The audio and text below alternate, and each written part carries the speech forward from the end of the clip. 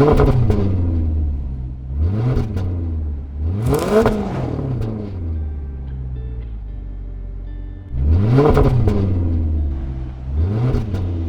for something a little bit different. The first generation Lexus IS200, codename XE10. It was also sold in Japan as the Toyota Altezza, the early stages, or this generation anyway. It always was. It was never sold as a Lexus in Japan, only ever a Toyota. Lexus is a kind of uniquely US and European thing in this stage of the game.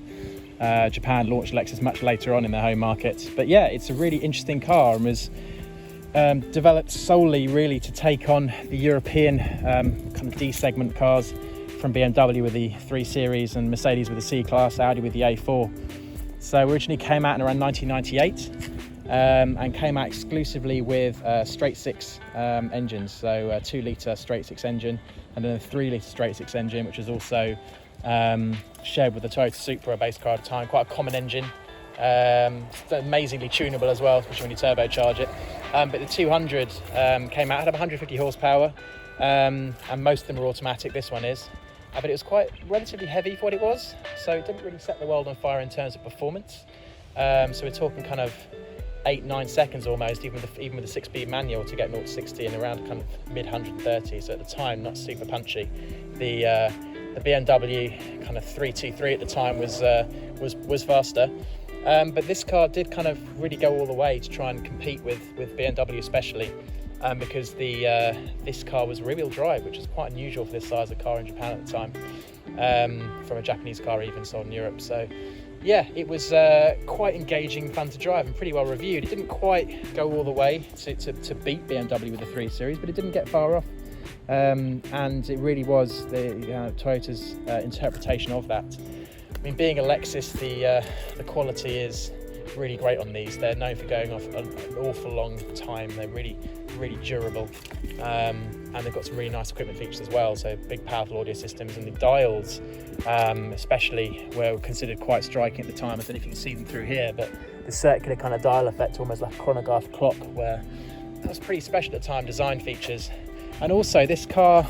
Sounds like a small detail, but it really innovated in one way in particular for design, which was carried through by a lot of other manufacturers in the future. So I'm just going to go around here. The design, critical part of the design was actually the tail lights. So it had this special effect where you have this red effect inside a kind of clear effect. I can't really think of a better way of articulating it than that, but that was quite distinct at the time. No one else did that, and it's been copied by a lot of things. These kind of crystal back lights with a clear plastic outer, but then a red inner for the tail and brake lights, and you can just about see the orange there for the indicator bulb as well. That was quite distinct and was copied quite a lot. So I know the Japanese compared to European and US brands weren't always known for design. This car was quite pioneering in some of its design execution, which a lot of people followed. And I like the fact it's different to a 3 Series or a C-Class or an A4. It's rear-wheel drive, and you have quite a lot of fun with it if you get the Sport model. So though it didn't have much horsepower, the Sport had sporty suspension, 6-speed manual gearbox. Well, you could get an auto as well, but importantly on the manuals, you could get a locking differential. So actually, these cars are pretty good drift cars. If you find an empty snowy car park and a Sport with a manual box, then you'll have quite a lot of fun with these.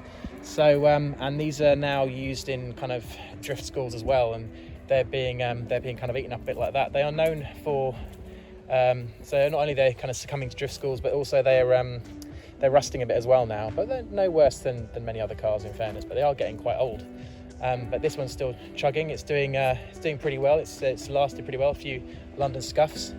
This is a Sport model because the wheels. You had an SE model with kind of smaller wheels, but in the UK, because we're quite kind of design centric and we like shiny things, most of the ISs we sold here this generation were the Sport model.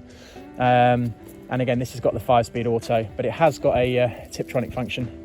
Well, no, not Tiptronic, but a switchable function, so you have a sport mode, etc. Again, pretty standard for all cars. This era, plastic headlights. These are starting to go milky. You can bring those back and polish those and treat them for the future. The main move towards plastic headlights was really pedestrian protection. So if you're running people over, which I don't want to do on a regular basis, it's safer to have that. It's less hard points to cause injury to the people you're running over. And also manufacturing is cheaper as well, which is a large consideration for manufacturers for this kind of car. This had a bit of a hard life. The front wing's been relatively badly painted before, so that might need doing again, but it's not really worth doing. Even the IS300 with the straight six super engine, that was no rocket ship either, and that wasn't even available with a manual gearbox in Europe. So that was never going to set the world on fire. A bit smoother, a bit more torquey for the motorway. But again, big, heavy automatic, straight six naturally aspirated engine. So that one had about 230 horsepower. I might be a bit less than that actually. But these, again, the standard IS200 straight six had about 150 horsepower, so not super punchy. So yeah, the fuel economy wasn't great, and I think the road tax or something can be quite high as well. But it's a really interesting alternative to a 3 Series or a C-Class or an A4. Far more reliable than all of those put together, really. And really good durability, not hard to service, and just a bit unusual. You know, that's what we like. We don't want boring cars as well. This is a really nice thing. And they also did a very special version in Japan called the RS200, not like the Ford RS200 rally car, which had a 2-litre straight six engine with a turbocharger and more power. But I'll cover that in a different video because that really is worth talking about and a very special thing. They're going for a lot of money now.